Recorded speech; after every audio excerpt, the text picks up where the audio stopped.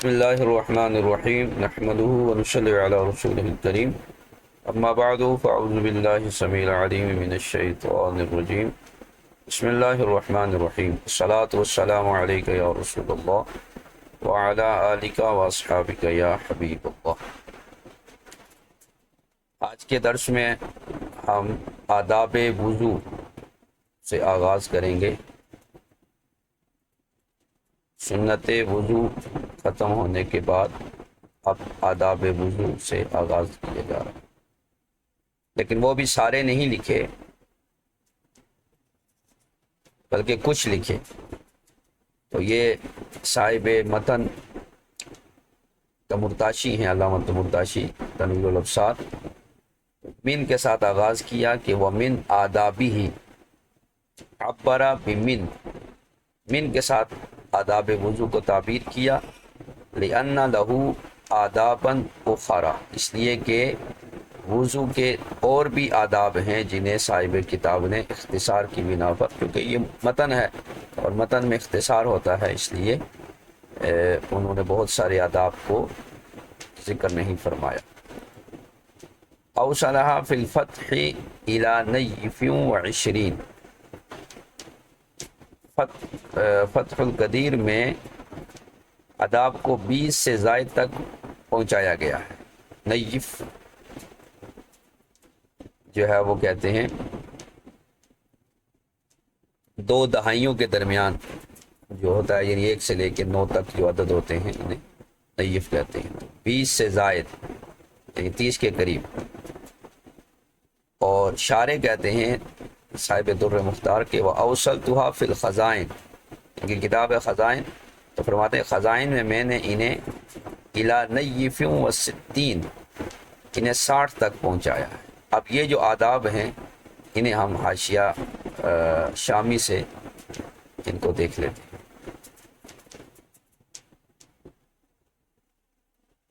تو فتح القدیر نے 20 سے زائد اور صاحب خزائن صاحب در مختار نے 60 سے زائد 70 کے قریب جو ہے وہ ذکر کی ہے۔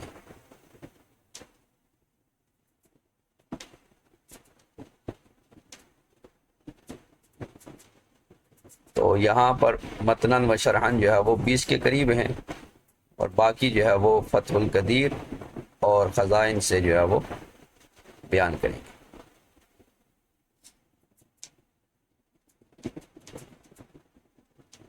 اب جو فتح القدیر میں ہیں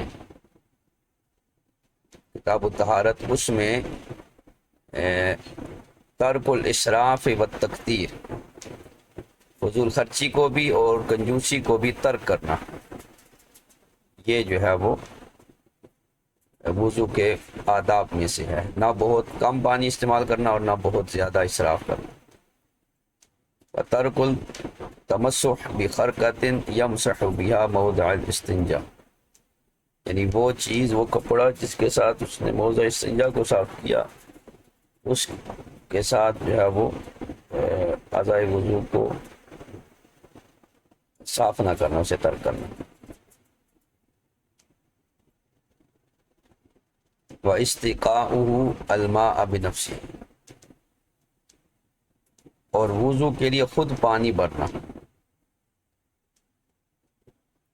یعنی اپنے وضو کا پانی کا خود اہتمام کرنا، یہ بھی وضو کے آداب میں سے۔ وَالْمُتَبَادِرُ إِلَى سَتْرِ الْعَوْرَةِ بَعْدَ الْإِسْتِنْجَاءِ، اور استنجا کے بعد جو ہے وہ یعنی سطر عورت میں جلدی کرنا، سطر ڈانپنے میں۔ وَنَزْعُ خَاتِمٍ عَلَيْهِ اسم اللہ تعالی او اسم نبیہ حال الاستنجا، استنجا بھی وضو کے جو ہے وہ ان سنتوں میں سے ہے جو ابتدائی ہیں، لہذا یہ بھی آداب وضو میں شامل ہے۔ ایسی انگوٹھی جس پہ اللہ تعالیٰ یا نبی پاک صلی اللہ تعالی علیہ وسلم کا نام ہو، استنجا کے وقت اسے اتار دینا۔ وَكَوْنُ آنِيَتِهِ مِنْ خزف، اور برتن جو ہے وہ مٹی کا ہونا چاہیے۔ وَأَنْ يَغْسِلَ عُرْوَةَ الْإِبْرِيقِ ثَلَاثًا، اور جو کوزہ وغیرہ ہوتا ہے لوٹا وغیرہ تو اس کی جو ٹوٹی ہوتی ہے اس کو 3 دفعہ دھو دینا، یہ بھی آداب میں سے۔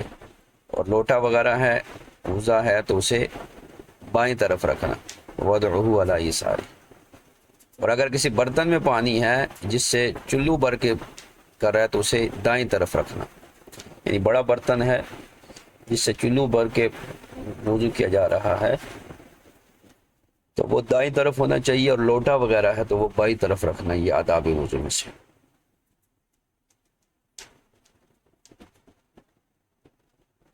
اور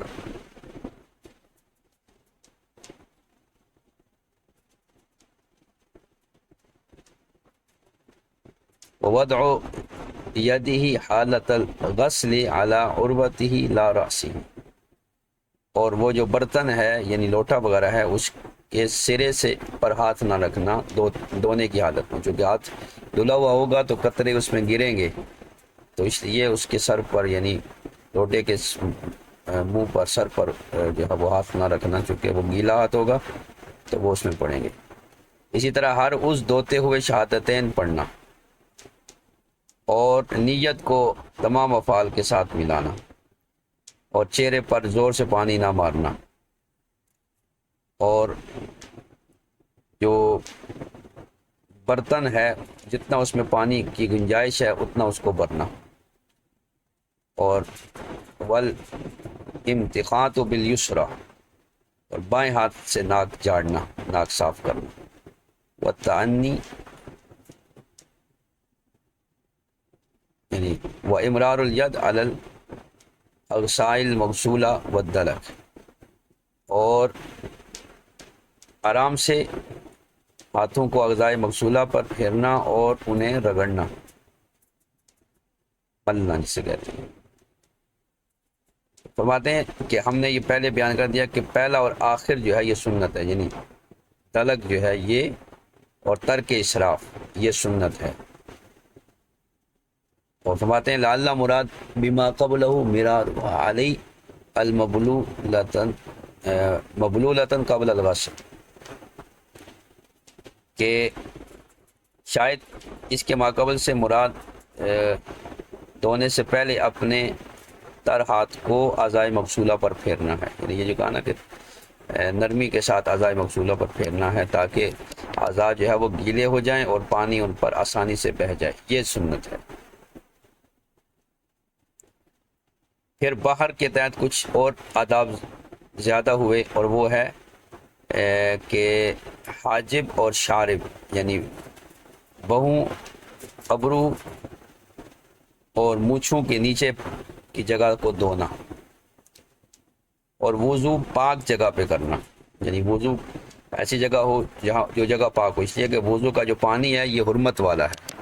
تو اس لیے ناپاک جگہ پہ اس کو نہیں گرنا چاہیے، یہ آداب وضو میں سے۔ اور والبدء بأعلی الوجہ، اور چہرے کو اوپر سے دھونا، یعنی پیشانی کے قریب سے دھونا، نیچے آنا، نہ یہ کہ درمیان میں پانی ڈال کے دھونا، بلکہ یعنی پیشانی جہاں سے شروع ہو رہی ہے وہاں سے دھونے کا آغاز کرنا، اور ہاتھوں کو اور پاؤں کو انگلیوں سے دھونا، اطراف الاصابع و مقدم الرأس، اور سر کا مسح سر کے اگلے حصے سے کرنا، یہ آداب سے ہے۔ لیکن ہم نے پہلے بیان کیا کہ یہ جو آخری ہیں کہ انگلیوں کو سرے سے دھونا اور سر کے اگلے حصے سے مسح کرنا، یہ سنت ہے، جبکہ باہر نے اسے آداب میں بھی لکھا ہے۔ اور امداد میں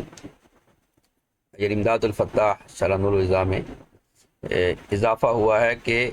بیت الخلاء میں سر ڈانپ کے جانا، یہ بھی آداب وضو میں سے، ننگے سر بیت الخلاء واش روم نہیں جانا چاہیے۔ وعدم التوضؤ بماء مشمس، اور جو پانی گرمی سے دھوپ میں رکھ کر گرم کیا گیا ہے اس سے وضو نہ کرنا، اس سے برس وغیرہ ہونے کا اندیشہ ہے۔ اللہ یستخلص اناء لنفسہ، اور کسی برتن کو اپنے لیے خاص نہ کرنا۔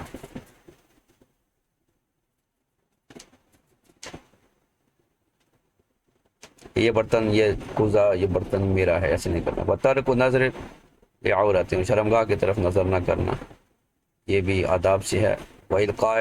الساق والمخاط فی الماء، اسی طرح پانی میں تھوک اور جو ہے وہ ریٹس جو ہے ناک کی اسے نہ پھینکنا، اور ایک مد سے کم پانی استعمال، یعنی ایک مد سے کم وضو کے پانی کو نہ کرنا، کم از کم ایک مد پانی ہونا چاہیے جس سے جو ہے وہ وضو کیا جا سکے۔ ایک مد سے پانی کم نہیں ہونا چاہیے، یہ شرعی پیمانہ ہے، ایک مد۔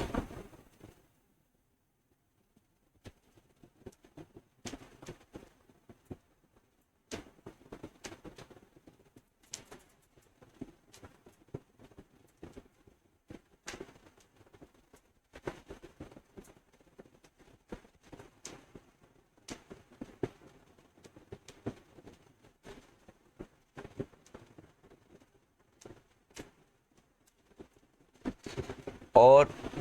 منہ اور ناک کو دھونا دائیں ہاتھ کے ساتھ، یہ بھی آداب سے ہے۔ پھر منیا نے کچھ آداب کو زائد کیا، وہ ہے وضو پر وضو کرنا، یہ بھی آداب وضو سے ہے، اور چہرہ دھوتے ہوئے جو ہے وہ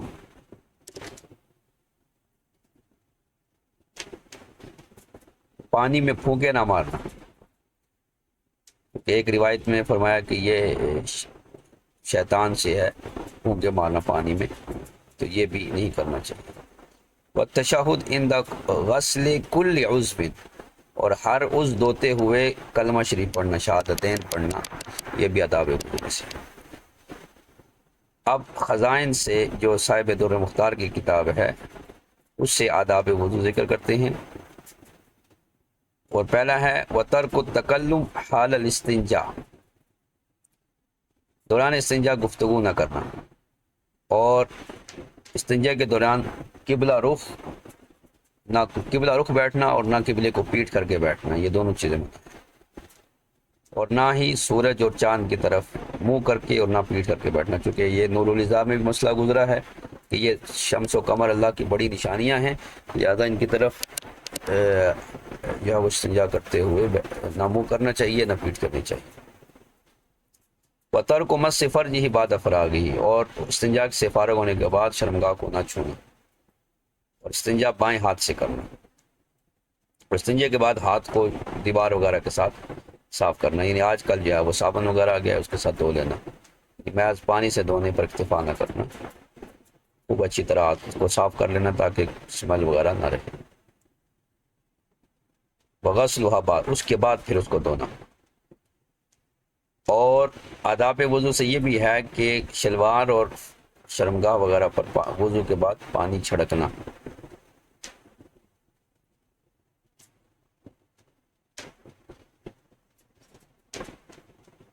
تو یہ جو ہے وہ آداب وضو میں سے ہے۔ اور والتوضؤ من متوضع العامہ، اور وضو اس جگہ سے کرنا جہاں سے عام لوگ وضو کرتے ہیں، یعنی اپنے لیے کوئی خاص جگہ نہ رکھنا، جہاں سے عام لوگ وضو کرتے ہیں وہیں سے وضو کرنا، یہ بھی آداب سے ہے۔ وافراغ الماء بیمینہ، اور دائیں ہاتھ سے پانی ڈالنا، یہ بھی آداب وضو سے۔ فرماتے ہیں یہ 70 سے زائد ہو گئے ہیں، فقط بلغت نیف و 70 کما قدمنا عن الدر المنتقی، تو یہ 70 سے زائد جو ہے وہ انہوں نے آداب کو بیان کر دیا۔ اب جو صاحب کتاب نے بیان کیے ان میں سے پہلا ہے استقبال قبلہ، وضو کے آداب میں سے ہے کہ استقبال قبلہ، قبلہ رخ بیٹھ کر وضو کرنا، یہ آداب وضو میں سے ہے۔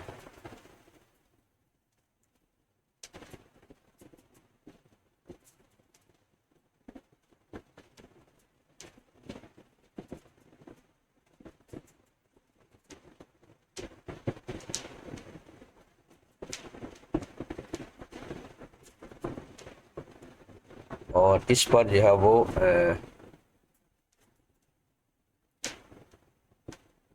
شیخ عابد سندھی نے گفتگو کی ہے کہ استقبال قبلہ اس لیے ہے کہ یا تو یہ عبادت ہے یا مقدمہ عبادت ہے، تو اس لیے وضو یا خود عبادت ہے یا عبادت کے لیے ایک مقدمے کی حیثیت رکھتا ہے، مقدمۃ الجیش اس طرح ہوتا ہے، تو اس لیے اس کے لیے اچھی جگہ کا انتخاب کیا جائے، اور وہ ہے قبلہ رخ ہونا، جیسا کہ شرعونیہ میں ہے، اور اس لیے کہ لیکون الدعاء الیہا ارجا للقبول، چونکہ قبلے کی سمت جو دعا کی جائے وہ قبول جلدی ہوتی ہے، اور یہ ساری باتیں استنجا کے بعد ہوں گی۔ حالت کشف عورت میں قبلے کو مخ کرنا مستحب نہیں۔ اس کے بعد جو اگلا مستحب لکھا ہے وہ ہے ودل کو اعضائہ، اعضاء کو مل کے دھونا، فی المرۃ الاولی، 3 دفعہ دھونا ہے تو پہلی دفعہ اس کو ملنا تاکہ دوسری اور تیسری دفعہ پانی اچھی طرح سے جو ہے وہ بہہ جائے۔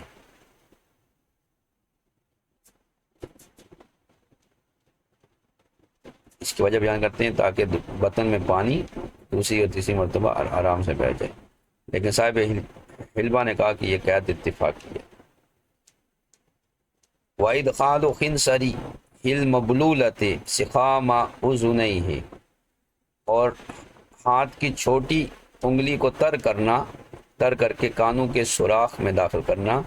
عند مسحہما، کانوں کے مسح کے وقت، یہ بھی آداب میں سے ہے۔ کانوں کا مسح اور چھوٹی انگلی کو کانوں کے سوراخ میں داخل کرنا تر کر کے پانی سے، یہ بھی آداب وضو میں سے ہے۔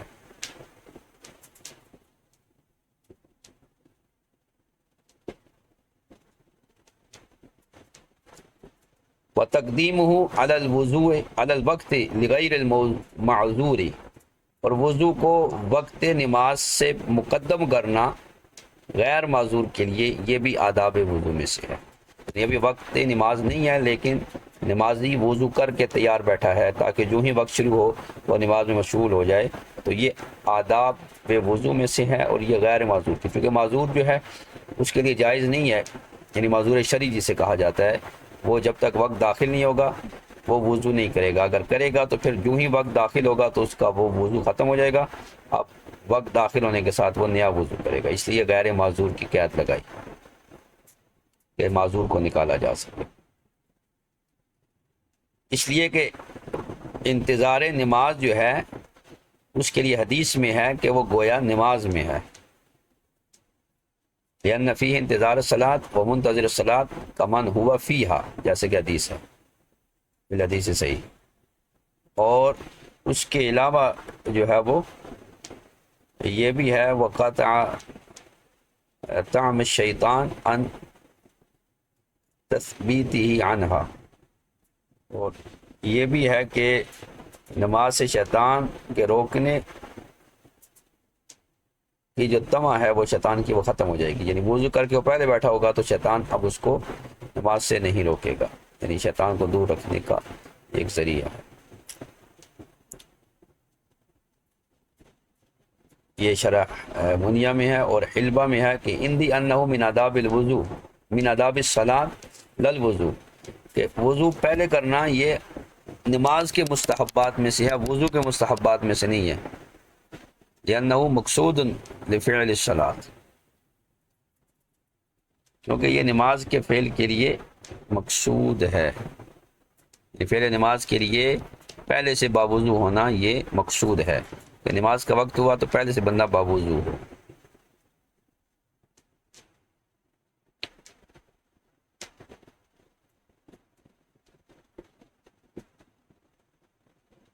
کون الوضو مقصودا لفعل الصلاۃ،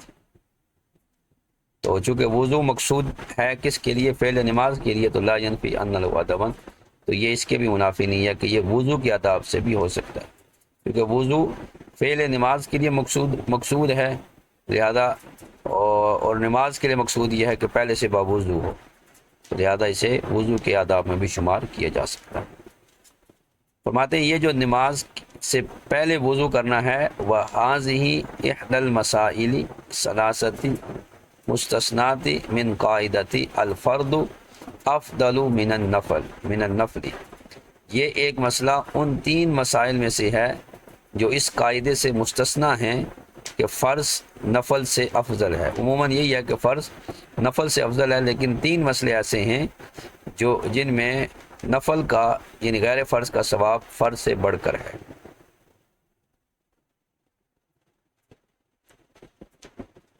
تو ان میں ایک مسئلہ یہ بھی ہے کہ وضو نماز کے لیے وقت سے پہلے یہ واجب نہیں ہے، واجب تب ہوگا جب وقت شروع ہو جائے گا، تو وقت سے پہلے البتہ وضو کرنا یہ فضیلت رکھتا ہے۔ تو ففل مسائل ثلاثہ انما فضل النفل علی الفرض لا من جہت الفرض بل من جہت اخرى۔ تو یہاں نفل کو فرض پر جو فضیلت دی گئی ہے وہ فرض کی جہت سے نہیں ہے بلکہ کسی اور جہت سے، جیسے مسافر کا رمضان میں روزہ رکھنا، تو یہ روزہ رکھنا مقیم پر بھی مشکل ہے، تو مسافر رکھ لے تو اس کے لیے اور مشکل ہے، حالانکہ اس کے لیے کیا ہے، روزہ رکھنا سنت ہے۔ اور اسی طرح نماز جمعہ کے لیے جلدی آنا سنت ہے، جبکہ یہ اذان کے بعد جانے سے افضل ہے، حالانکہ اذان کے بعد جو ہے جانا فرض ہے اور اذان سے پہلے جانا سنت ہے، تو یہاں سنت کا ثواب فرض سے پہلے ہے۔ اسی طرح جیسے کسی آدمی کو ایک گھونٹ پانی کی یا ایک لقمہ کھانے کی حاجت ہو تو اسے ایک گھونٹ پانی سے زیادہ دینا اور ایک لقمے سے زیادہ اسے کھانا دینا یہ افضل ہے، جبکہ واجب کیا تھا، جتنا اسے ضرورت ہے اتنا دیا جائے، اور جو زائد ہے وہ نفل ہے اور ثواب جو ہے وہ یہاں اس نفل کا زیادہ ہے۔ تو اس طرح انہوں نے کئی باتیں جو ہے وہ ذکر فرمائی ہیں کہ بسا اوقات نفل کا ثواب سنت کا ثواب فرض سے بڑھ جاتا ہے۔ اسی طرح ایک اور مثال دی ہے، جیسے کسی پر 1 درہم دینا واجب ہے وہ اس نے 2 دے دیے، یا ایک قربانی واجب تھی اس نے 2 قربانیاں کر دی۔ تو اسی طرح ان 3 مسائل کے علاوہ بھی بہت سارے اور مسائل ہیں جن میں نفل جو ہے وہ زیادہ فضیلت رکھتا ہے۔ اب یہاں پر ایک حدیث نقل کی ہے جو بخاری شریف میں ہے، وما تقرب الی عبدی بشیء احب الی مما افترضت علیہ۔ یہ حدیث جو ہے وہ بخاری شریف سے اس کو انہوں نے نقل فرمایا۔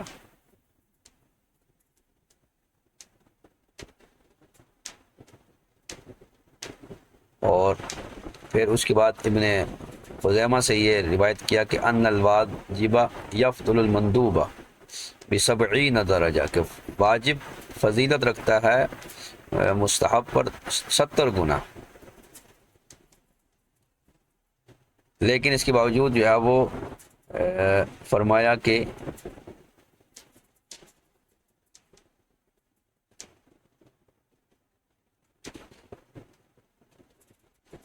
جو فضیلت جو ہے میرا بندہ میرا قرب کسی چیز سے حاصل نہیں کرتا جو مجھے محبوب ہو ان چیزوں میں سے جو میں نے اس پر فرض کی ہیں۔ اور پھر وہ نوافل کا ذکر ہے کہ جب وہ نوافل پڑھتا ہے تو فَكُنْتُ سَمْعَهُ الَّذِي يَسْمَعُ بِهَا وَبَصَرَهُ الَّذِي يُبْصِرُ بِهَا وَيَدَهُ الَّتِي يَبْطِشُ بِهَا وَرِجْلَهُ الَّتِي يَمْشِي بِهَا وَلَئِنْ سَأَلَنِي لَأُوتِيَنَّهُ۔ تو یہ وہ حدیث ہے، من عاد لي وليا فقد آذنته بالحرب۔ تو یہاں پر جو ہے وہ فرمایا کہ وضو جو ہے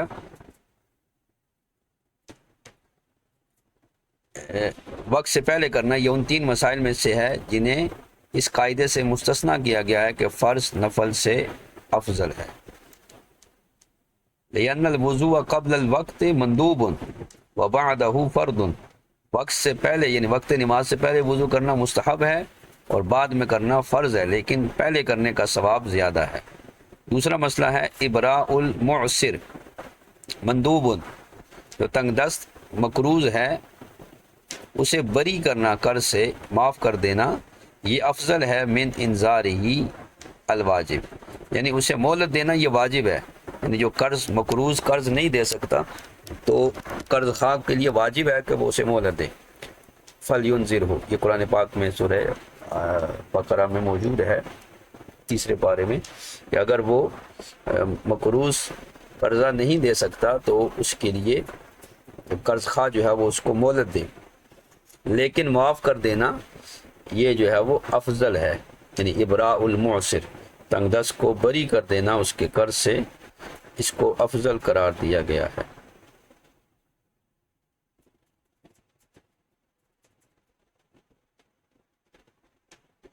یہ آیت نمبر ہے 280۔ وَإِنْ كَانَ ذُو عُسْرَةٍ فَنَظِرَةٌ إِلَىٰ مَيْسَرَةٍ، یعنی جو معسر ہے، ذو عسرت تنگ دست ہے، اسے ناظرۃ، اسے مہلت دی جائے گی، اور یہ مہلت دینا واجب ہے اِلیٰ میسرہ، یہاں تک کہ وہ آسودہ حال ہو جائے۔ اور آگے فرمایا وَأَن تَصَدَّقُوا خَيْرٌ لَكُمْ، اور اگر تم اسے صدقہ کر دو یعنی معاف کر دو تو یہ تمہارے لیے بہتر ہے اگر تم اسے جانتے ہو۔ تو یہاں معاف کر دینا اسے ابراز کے ساتھ کیا، یہ مستحب ہے لیکن یہ فضیلت رکھتا ہے۔ تیسرا مسئلہ ہے سلام کی ابتدا کرنا، السلام علیکم کہنا سنت ہے، اور اس کا جو جواب ہے وہ فرض ہے۔ وَإِذَا حُيِّيتُم بِتَحِيَّةٍ فَحَيُّوا بِأَحْسَنَ مِنْهَا أَوْ رُدُّوهَا، کہ جب کوئی سلام دے تو سلام کا ویسا ہی جواب دو یا اس سے بہتر جواب دو۔ تو سلام کا جواب دینا یہ واجب ہے، اس لیے کہ اس کے لیے لفظ ہے فحیو، فحیو امر ہے اور یہ وجوب کے لیے ہے۔ فحیو بِأَحْسَنَ مِنْهَا، اس سے بہتر سلام کا جواب دو، او ردوہا تو یہ بھی امر ہے، یا وہی لوٹا دو۔ تو سلام کا جواب دینا واجب، یعنی یہاں فرض اس کو کرا گیا تو یہ واجب کے حکم میں ہے، یعنی فرض و واجب ہے، لیکن سنت ابتدائے اسلام کرنا یہ سنت ہے اور اس کی فضیلت جو ہے وہ زیادہ ہے۔ وَنَظَمَهُ مَنْ قَالَ، اور شاعر نے اس کو منظم بھی کیا شعر میں کہ الفرد افضل من تطوع عابد،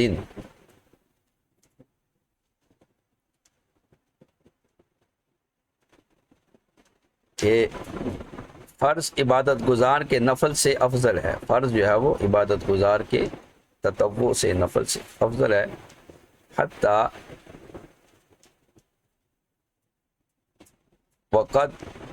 حتیٰ ولو قد جاء منہ باکثر، حتیٰ کہ اگرچہ وہ اس سے زیادہ بھی کر لے، یعنی نفل زیادہ بھی پڑھ لے لیکن فرض جو ہے وہ نفل سے ثواب میں زیادہ فضیلت رکھتا ہے۔ نفل 100 پڑھ لے، 2 رکعت فرض کا ثواب 100 رکعت نفل سے بڑھ کر ہے۔ الا مگر التطہر قبل وقت، وقت سے پہلے طہارت حاصل کرنا اس کا استثناء ہے، یہاں فرض افضل نہیں ہے۔ وابتداء بالسلام، اور سلام کی ابتدا کرنا یہ دوسرا، قضاء ابراء معسرین، اسی طرح تیسرا ہے تنگ دست کو مہلت دینا۔ تو یہ 3 عمل جو ہے یہ فرض سے افضل ہیں، یہاں فرض افضل نہیں ہے۔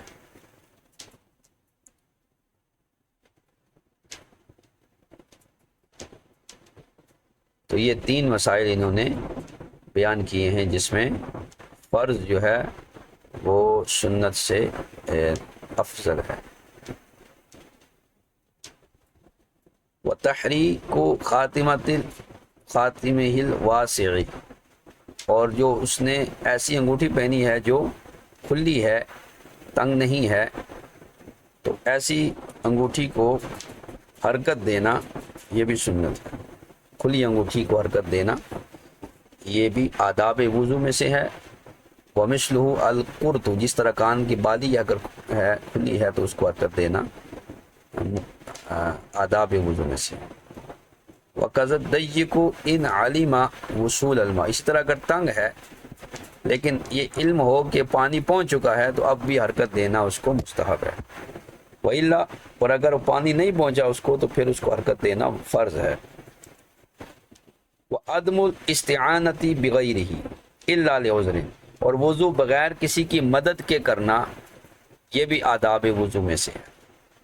الا لعذر، مگر عذر کی بنا پر کسی کی مدد لے سکتا ہے۔ اب نبی پاک صلی اللہ علیہ وسلم نے بعض دفعہ مدد لی ہے تو اس کا کیا مطلب ہے؟ فرماتے اما استعانتہ علیہ الصلوۃ والسلام بالمغیرۃ، حضرت مغیرہ بن شعبہ نے حضور کو وضو کرایا وہ جس میں آپ نے مقدار ناسیہ مسح بھی فرمایا، تو اس کے بارے میں کہتے ہیں کہ نبی پاک صلی اللہ تعالی وسلم کا حضرت مغیرہ سے استعانت لینا مسئلہ وضو میں فرمایا فلتعلیم الجواز، تو یہ جواز کے لیے ہے، تعلیم جواز کی تعلیم دینے کے لیے ہے کہ ایسا بسا اوقات کرنا ضرورت کی بنا پر، عذر کی بنا پر جائز ہے۔ اب اس پر انہوں نے مطلب فی مباحث الاستعانت فی الوضوء بالغیر پر گفتگو فرمائی ہے کہ بزازیہ میں ہے کہ استعانت لینا مکروہ ہے،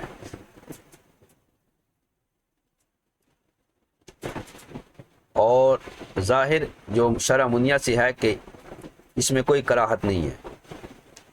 اذا كانت بطیب قلب و محبت من المعین من غیر تکلف من المتوزی، یعنی اسے جو ہے وہ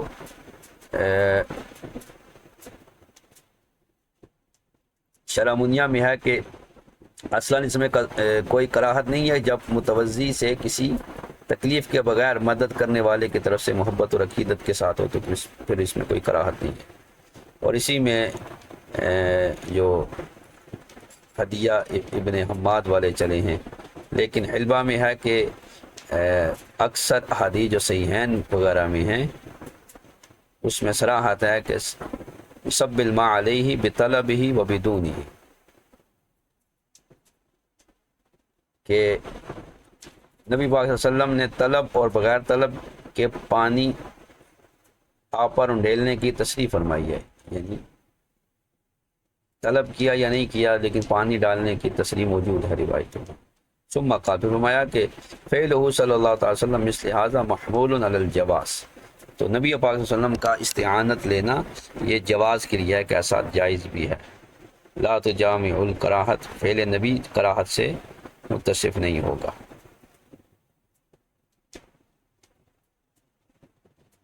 لأن الجزم بعدم ارتکابہ المکروہ من غیر معارض واقع فی حقہ، کیونکہ آپ صلی اللہ علیہ وسلم سے مکروہ کے ارتکاب کے نہ ہونے کا جزم بغیر کسی معارض کے آپ کے حق میں واقع ہے، یعنی آپ علیہ السلام سے جو ہے وہ کراہت ثابت نہیں ہوتی۔ تو یہ کبھی کبھار جو آپ نے استعانت کی ہے یہ بیان جواز کے لیے ہے، لیکن جو ہے وہ کراہت کے لیے جو کہ خاص دلیل چاہیے ہوتی ہے۔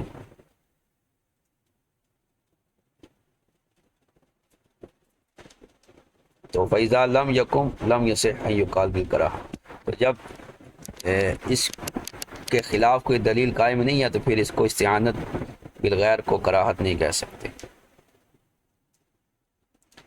اب وہ جو دوسری روایتیں حضرت عمر سے مروی ہے، ضعیف روایت ہے کہ حضور نے فرمایا انی لا احب ان یعیننی علی وضوء احد، اور اسی طرح کان لا یکل طہورہ علی احد، یہ روایتیں جو ہے وہ ضعیف ہیں کہ میں وضو میں کسی سے اعانت کو پسند نہیں کرتا وغیرہ، تو یہ اس کبھی حدیث کی جو صحیحین کی ہے اس کے معارض نہیں ہو سکتے۔ یا پھر اس سے مراد یہ ہے کہ مدد لینے سے مراد یہ ہے کہ وہ جو وضو کرا رہا ہے وہ اعضائے وضو پر پانی بھی بہائے اور وہ مسح بھی کرائے، تو جب کہ ایسا نہیں ہونا چاہیے، پانی خود ہی اعضائے وضو پر بہانا چاہیے اور مسح کرنا چاہیے، اس میں غیر کی مدد نہیں لینی چاہیے کیونکہ یہ سنت مؤکدہ ہے۔ تو بغیر عذر کے اگر کوئی شخص کسی دوسرے سے اپنے اعضائے وضو دلوائے یا مسح کرائے تو یہ مکروہ ہوگا، تو یہ معنی ہو سکتا ہے۔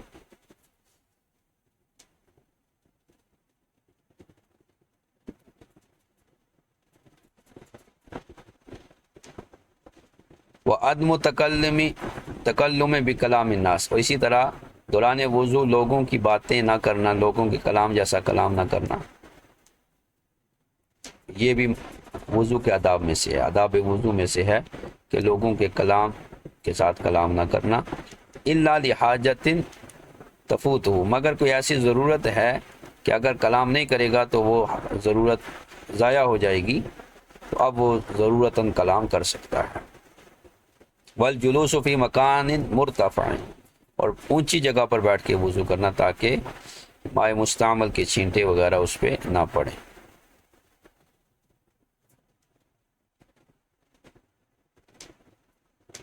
تو اس میں گفتگو کی ہے کہ استعانت فی الوضو کے مسئلے میں فرمایا کہ اگر وہ خود استعمال کرے تو کوئی کراہت نہیں ہے، یا طلب کرے بلا اسے۔ اور تاترخانیہ میں لکھا ہے آداب وضو سے کہ وضو خود کرے، اگر غیر سے مدد لے تو یہ جائز ہے، لیکن اس کے باوجود بھی وہ خود دھوئے، غیر سے نہ دھلائے بلکہ خود اعضائے وضو کو دھوئے۔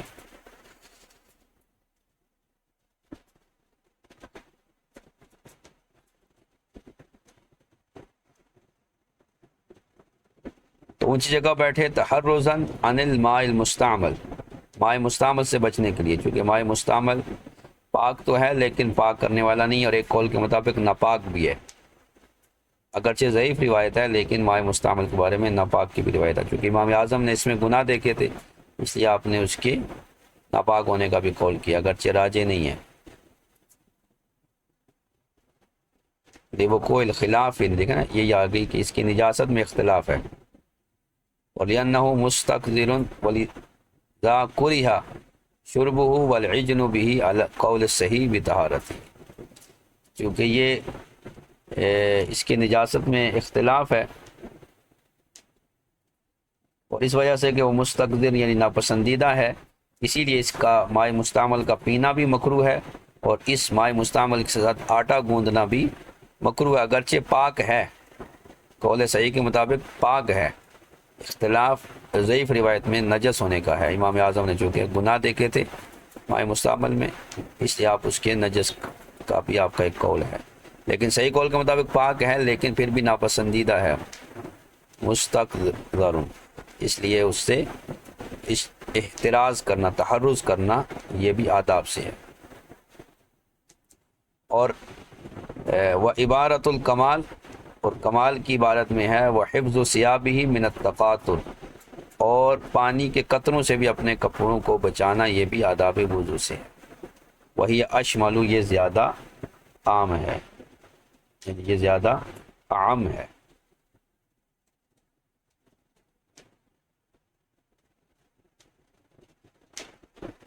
کیونکہ وہ بلند بھی ہوتا ہے، کبھی قد یکون مستعلیاً، لیکن وہ کبھی اس سے قطروں سے اجتناب نہیں کرتا، تو لہٰذا پانی کے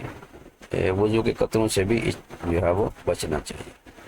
اب یہاں سے آگے جو آداب وضو ہیں، نیت کا اور فعل لسان کا جمع کرنا، یہ انشاءاللہ اس سے آگے ہم اگلی کلاس میں پڑھیں گے۔ اب اگر کسی نے کوئی بات کرنی ہو تو وہ کر سکتے ہیں۔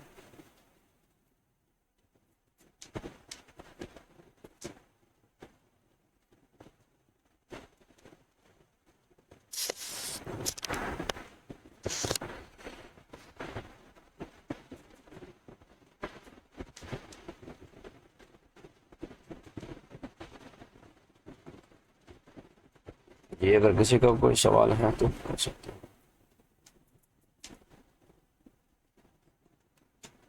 وعلیکم السلام۔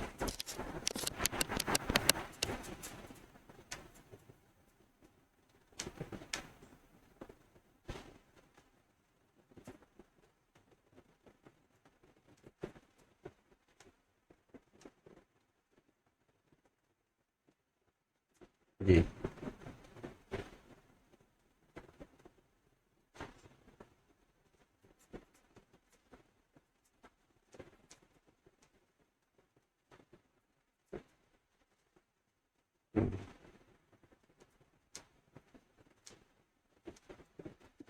یعنی یہ جو فرض اور نفل، فرض کو افضل قرار دے رہے ہیں نا نفل سے، اور اس میں انہوں نے یہ امثلہ جو ہے وہ ذکر کی ہیں، ٹھیک ہے، تو اس میں انہوں نے یہ کہا کہ اصل یہی ہے کہ فرض جو ہے وہ نفل سے افضل ہے، ٹھیک ہے، ھذا الاصل لا سبیل الی نقضہ بشیء من الصور، اس لیے کہ وہ کہہ رہے ہیں کہ جب ہم ایک ماہیت پر حکم لگاتے ہیں کہ ماہیت اولا ماہیت اخرى سے بہتر ہے، جیسے ماہیت رجل ماہیت امرأة سے بہتر ہے، جسے نہیں کہتے کہ جن سے مرد جن سے عورت سے بہتر ہے،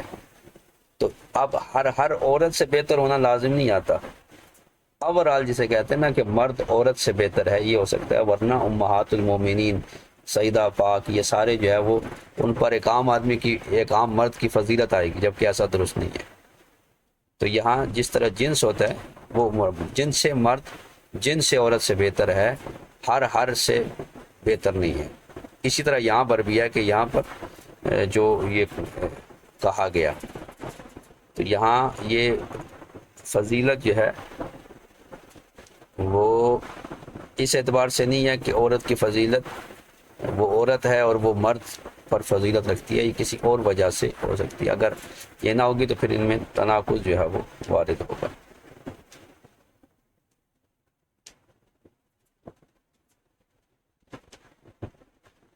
کیونکہ مرد جب مرد ہونے کی حیثیت سے عورت پر فضیلت رکھتے، اس پر نص ہے الرجال قوامون علی النساء، تو یہ ممکن نہیں ہے کہ عورت افضل ہو، کیونکہ یہ خلاف نص ہوگا، تو یہ جو ہے وہ دونوں قضیے جھوٹے ہو جائیں گے۔ ہم کہیں گے کہ عورت افضل ہے، یہ بھی جھوٹا ہے، اور ہم نے جس پر فضیلت دی ہے اس کو بھی جھوٹا ماننا لازم آئے گا، تو یہ تناقض قضیتین جو ہے یہ لازم آئے گا، اور یہ بدی ہے۔ ہاں، یہ پھر انہوں نے نتیجہ نکالا کہ یہ کہہ سکتے ہیں کہ عورت جو ہے وہ قد تفضل المرأة رجلا ما من جہت غیر الذکوریۃ والانثیہ، یعنی عورت جو ہوتی ہے وہ مذکر و مؤنث ہونے کے اعتبار سے نہیں، کسی اور وجہ سے، جیسے امہات المومنین جو ہیں عام مسلمانوں پر فضیلت رکھتی ہیں، تو اس میں عام مسلمانوں کا مرد ہونا یا ان کا عورت ہونا قطع نظر اس کے، چونکہ وہ حرم نبوی سے متعلق ہیں یا سیدہ پاک ہیں،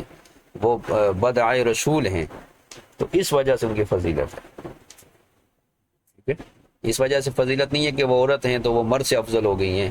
یا مرد جو ہے وہ ان سے مفضول ہو گئے ہیں، یہ تو اس سے تناقض قضیتین آئے گا۔ تو وجہ فضیلت جو ہے وہ اور ہے، وہ نہ مرد ہونے کے اعتبار سے نہ عورت ہونے کے اعتبار سے ہے، وہ جزو رسول ہونے کے اعتبار سے اور حرم پاک میں ازواج مطہرات کے داخل ہونے کے اعتبار سے ہے کہ یا نساء نبی لستن کاحد من النساء، تو یہ اس اعتبار سے ہے۔ اس لیے کہا جاتا ہے کہ جن سے مرد جن سے عورت سے بہتر ہے، نہ یہ کہ ہر مرد ہر عورت سے بہتر۔ جی، مزید کسی نے کوئی؟